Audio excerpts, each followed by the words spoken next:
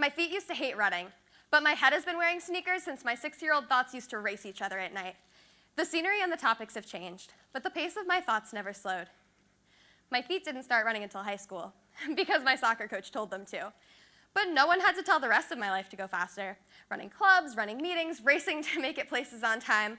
My positivity, empathy, and ambition always pushed me to do more, because I knew I could make a difference in the world. What was once a soccer coach-imposed punishment quickly became a much-needed form of stress relief. I found that a quick, breathless run outside let me outrace my thoughts inside. And I thrived on the stress, but being able to burn it off on a run kept me sane.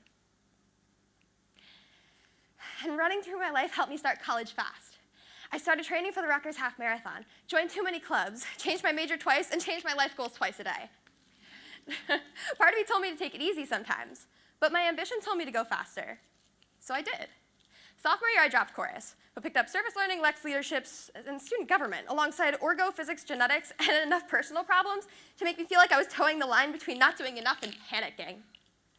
Yet when I'm running, all the bumps in my road feel like flat ground. So I ran faster, and it worked. I ran my best time for the Rutgers Half Marathon. I started writing my now published research paper, and I was elected VP for Students for Environmental Awareness. One day, when I was running along the Raritan with my friend, I tripped on flat ground and fell flat on my face. So I took a moment to mourn my ripped gloves and leggings, shook out the pain in my knee, and picked up the pace to make up for lost time. When I ran faster, I couldn't tell I was hurt.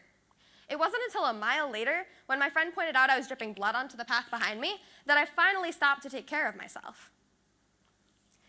Junior year hit. I thought the road ahead was flat, and that my endurance was increasing. So I picked up the pace.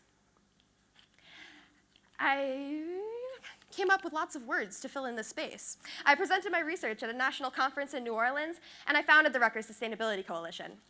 I found my passion in sustainability, but still clung to my initial plan, my smooth, straight road to becoming a doctor. So I signed up for an 8-hour MCAT class on Sundays. I slept less, ate more, and began literally running to my 5-hour biochem labs to find time to run at all.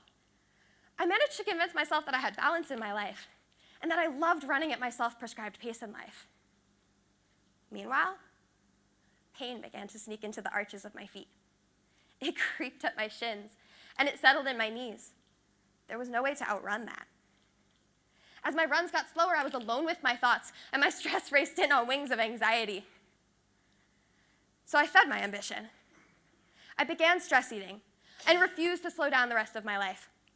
I continued to believe that I was on flat ground, even when my stress eating picked up the pace and became binge eating. I tripped every night, trying to do homework, but in actuality eating cookies faster than I could learn how my body metabolizes them. I stayed up and let food comfort me, until 1 a.m. became 2 a.m., became 3 a.m. I stayed up until I felt so sick to my stomach and uncomfortable with myself and my body that I couldn't stand to be awake anymore. Fast forward a year. No one believes that I've gained 25 pounds in 1 year. No one believes that I was the one who ate all the cookies on the dessert tray. No one believes that I don't have my life figured out, and that as a graduating senior, the future absolutely terrifies me. But at the very least, I thought the race was about to turn around. Because I left my preset pre-med path. Because I was following my true passion in sustainability.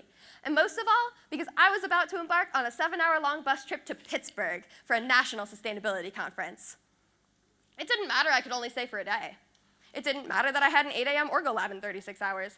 None of it mattered, because here I was about to connect with professionals in sustainability and magically figure out my new path in life. So shaking off 3 hours of sleep and brushing the wrinkles out of my shirt, I walked confidently into the careers in sustainability session. I looked up to see a presentation about activists and the dangers of burnout. That last word hit hard, and every word that followed felt aimed at me. I realized I was hurt. I realized I was an unsustainable advocate for sustainability. Running through my life, I was hiding the fact that I needed help.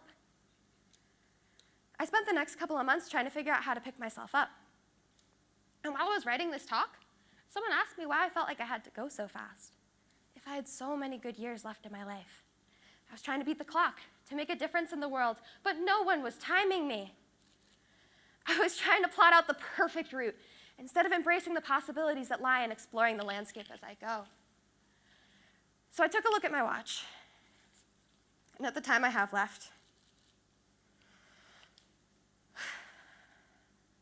and I finally took a breath.